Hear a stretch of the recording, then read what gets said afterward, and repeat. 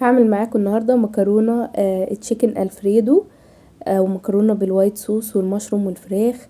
بجد حلوه قوي قوي.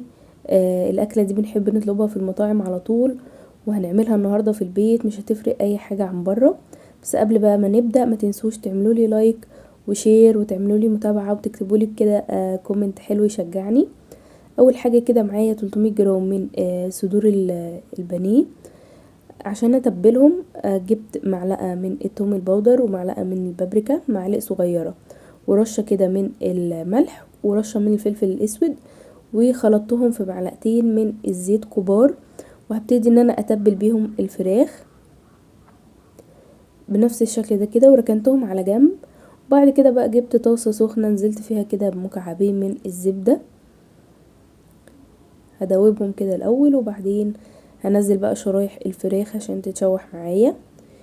الوصفة دي سهلة جدا وسريعة، وفي نفس الوقت مش بتاخد اي مواعين كتير، يعني هنعمل كله ورا بعضه في نفس الطاسة عشان كمان ناخد كل الطعم. قلبت كده البانيه بعد ما اتشوح بقى بالشكل اللي انتوا شايفينه دوت. لونه جميل قوي وطعمه كده كان اصلا حلو جدا، يعني ممكن نعمله كده وناكله جنب اي حاجة، مش شرط في الوصفة دي. بعد كده معايا 200 جرام بقى من المشروم طبعا انا مش بغسله. بجيب منديل وبمشي كده بالمنديل على المشروم في نفس الاتجاه، وبمسحه من اي حاجة فيه، وهبتدي ان انا اقطعه شرايح كده بنفس الشكل ده، وتكون تخينة شوية لان المشروم بيطلع سوائل كتير جدا.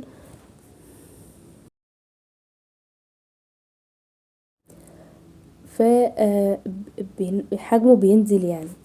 بعد كده في نفس الطاسة بقى هضيف المشروم اللي انا قطعته، وهبتدي ان انا اشوح فيه. هي مكانها الخلطة طبعا بتاعة الفراخ، وفيها برضو شوية من الزبدة، ممكن نضيف مكعب زبدة صغير تاني. وهبتدي ان انا اشوح كده في المشروم، شايفين بقى لونه عامل ازاي من الطعم اللي في الطاسة بس. بعد كده هنزل عليه فص من الثوم، فص واحد بس، وهطلعه في طبق بره. ومكان المشروم هضيف كوباية ونص كده من الكريمة. بدل الكريمة ممكن نضيف معلقة من الزبدة كبيرة، ومعلقة كده صغيرة من الدقيق، وكمان كوبايتين من الحليب لو الكريمة مش متوفرة. بعد كده ضفت على الكريمة بس المقطع ما تصورش، ضفت عليها فص صغير قوي من الثوم ومكعب برضو من الزبدة، وكمان ضفت حوالي 100 جرام من الجبنة، اي نوع جبنة كده انتوا تفضلوه. ونزلت عليها المشروم، وكمان الفراخ قطعتها كده شرايح ونزلتها برضو. وكنت سالقة 300 جرام مكرونة ونزلتها عليها. بسلق المكرونة نص سلقة عشان تتشرب من الصوص، ويادوبك تكون مستوية، ما تبقاش مهرية ولا معجنة مع الخليط او الصوص اللي احنا بنحطها فيه. هقلبها كده على النار لحد ما احس ان هي اتشربت كويس قوي.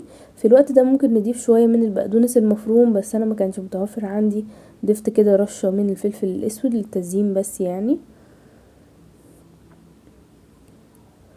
بصراحه كان طعمها حلو جدا جدا، و حاجه جديده وتغيير عن الاكل التقليدي.